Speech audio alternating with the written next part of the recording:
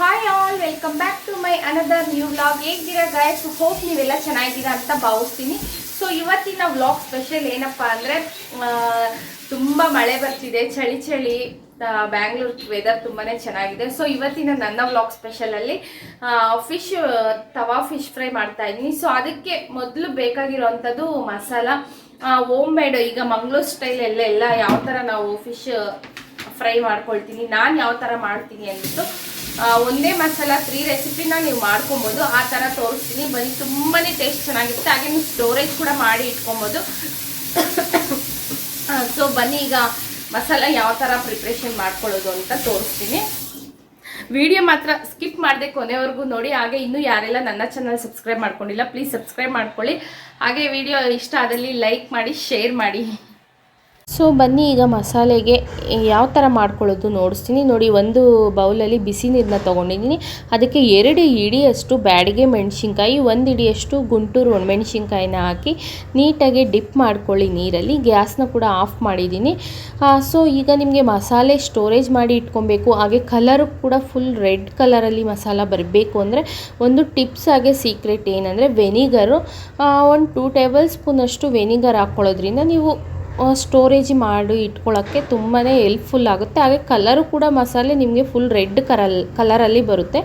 So ಇನ್ನೊಂದು half an hour ಈಗ ನೆನೆಯೋಕ್ಕೆ ಬಿಡೋಣ ಮೆಣಸಿನ್ಕಾಯಿ ಎಲ್ಲನೂ ಕೂಡ. ಸೊ ಇದೀಗ ಹಾಫ್ ಆನ್ ಅವರ್ ಆಗಿದೆ, ಚೆನ್ನಾಗಿ ನೆಂದಿದೆ. ಸೊ ನೋಡಿ, ನಿಮಗೆ ಗೊತ್ತಾಗುತ್ತೆ ಯಾವ ಥರ ಗೊತ್ತಾಗುತ್ತೆ ನೆಂದಿದೆ ಅಂತ. ಸೊ ನೋಡಿ, ಈ ಥರ ಪ್ರೆಸ್ ಮಾಡಿ ನೋಡಿದ್ರೇ ತುಂಬ ಸಾಫ್ಟಾಗಿ ಹಾಗೆ ಫೋಲ್ಡ್ ಆಗುತ್ತೆ. ಸೊ ಇದು ನೆಂದಿದೆ ಅಂತ. ಈಗ ಈ ಎಲ್ಲ ಒಣಮೆಣಸಿನ್ಕಾಯಿನ ಕೂಡ ಮಿಕ್ಸಿ ಜಾರಿಗೆ ಟ್ರಾನ್ಸ್ಫರ್ ಮಾಡ್ಕೊಳ್ಳಿ. ಏನಕ್ಕೆ ಅಂದರೆ ರುಬ್ಕೊಳ್ಬೇಕು ನೀವೀಗ. ಈ ನೀರು ಕೂಡ ಹಾಗೆ ಇಟ್ಕೊಳ್ಳಿ. ರುಬ್ಬೋವಾಗ ನಿಮಗೆ ನೀರಿನ ಅವಶ್ಯಕತೆ ಇದ್ದರೆ ಇದನ್ನು ಮಿಕ್ಸ್ ಮಾಡಿಕೊಂಡು ಮಸಾಲೆನ ರುಬ್ಕೊಳ್ಬೋದಲ್ವ, ಹಾಗಾಗಿ.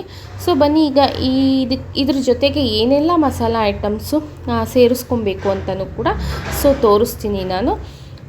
ಸೊ ನೋಡ್ಕೊಳ್ಳಿ.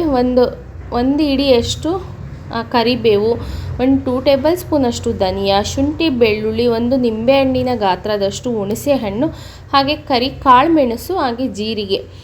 ಈಗ ಎಲ್ಲ ಒಂದೊಂದನ್ನೇ ಮಿಕ್ಸಿ ಜಾರಿಗೆ ಒಣಮೆಣ್ಸಿನ್ಕಾಯಿ ಜೊತೆ ಈ ಎಲ್ಲ ಐಟಮ್ಸು ಕೂಡ ಸೇರಿಸ್ಕೊಳ್ಳೋಣ. ಸೊ ನಿಮಗೆ ಇದೇನೇ ಕೂಡ ಜಾಸ್ತಿನೇ ಆಗುತ್ತೆ ಕ್ವಾಂಟಿಟಿ. ಸೊ ರುಬ್ಬಿದಾಗ ನಿಮಗೆ ಗೊತ್ತಾಗ್ಬೋದು, ನೋಡೋಕ್ಕೆ ಕಡಿಮೆ ಇದ್ರೂ ಕ್ವಾಂಟಿಟಿ ಜಾಸ್ತಿ ಆಗುತ್ತೆ. ಇನ್ನೂ ನಿಮಗೆ ಜಾಸ್ತಿ ಬೇಕು, ನೀವು ಅತಿಯಾಗಿ ಬಳಸ್ತಿರೋ ಫಿಶ್ ಐಟಮ್ಸ್ ಅಂದರೆ ಸೊ ನೀವು ಮಾಡಿ 1 ಮಂತ್ ಆದರೂ ಫ್ರಿಜ್ಜಲ್ಲಿ ಇಟ್ಕೊಂಡು ಸ್ಟೋರೇಜ್ ಮಾಡಿ ಆರಾಮ್ಸೆ ನೀವು ಯೂಸ್ ಮಾಡ್ಬೋದು, ಏನೂ ಕೆಡೋದಿಲ್ಲ.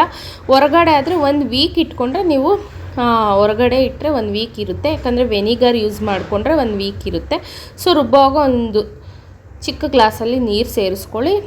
ಬೇಕಿದ್ದರೆ ನೀವು ವೆನಿಗರ್ ಕೂಡ ಹಾಕ್ಕೊಂಡು ಮಿಕ್ಸ್ ಮಾಡಿ ಸ್ಟೋರೇಜ್ ಮಾಡಿ ಇಡ್ಬೋದು. 3/4 ಭಾಗ ರುಬ್ಬಿದಾದಮೇಲೆ ತೆಗೆದು ಈಗ ಇದಕ್ಕೆ ರುಚಿಗೆ ತಕ್ಕಷ್ಟು ಉಪ್ಪನ್ನು ಆ್ಯಡ್ ಮಾಡಿಕೊಂಡು ಇನ್ನೂ ಒಂದು ಸತಿ ನುಣ್ಣಗೆ ಪೇಸ್ಟನ್ನು ರುಬ್ಕೊಳ್ಳಿ.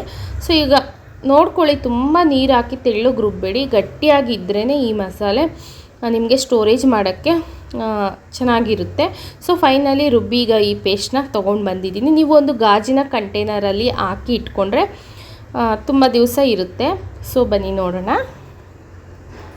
ಎಸ್, ಫೈನಲಿ ನೋಡಿ, ಫಿಶ್ ತವಾ ಫ್ರೈಗೆ ಬೇಕಾಗಿರೋಂಥ ಮಸಾಲ ರೆಡಿಯಾಗಿದೆ.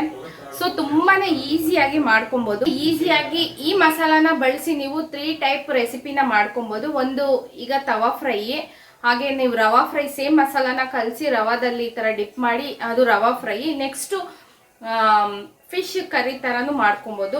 ಸ್ವಲ್ಪ ಎಣ್ಣೆ ಜಾಸ್ತಿ ಹಾಕ್ಬಿಟ್ಟು ಈ ಮಸಾಲೆ ಹಾಕ್ಬಿಟ್ಟು ಫಿಶಿಗೆಲ್ಲ ಹಚ್ಚಿ ಗೊಜ್ಜು ಥರ 3 ಟೈಪ್ಸ್ ಆಫ್ ಮಾಡ್ಕೊಬೋದು. ಮಂಗಳೂರು ಸ್ಟೈಲು. ನಾನು ಕೂಡ ಅಲ್ಲೇ ಅವ್ರ ಹತ್ರನೇ ಕಲ್ತಿರೋದು. ಒಂದೇ ಮಸಾಲೆಯಲ್ಲಿ 3 ಟೈಪ್ ಮಾಡ್ತಾರೆ.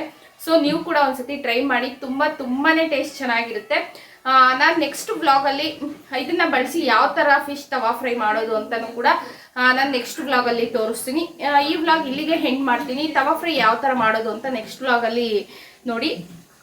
ವ್ಲಾಗ್ನ ಇಲ್ಲಿಗೆ ಹೆಂಡ್ ಮಾಡ್ತಾ ಇದ್ದೀನಿ. Love you all, take care, bye, see in the next vlog.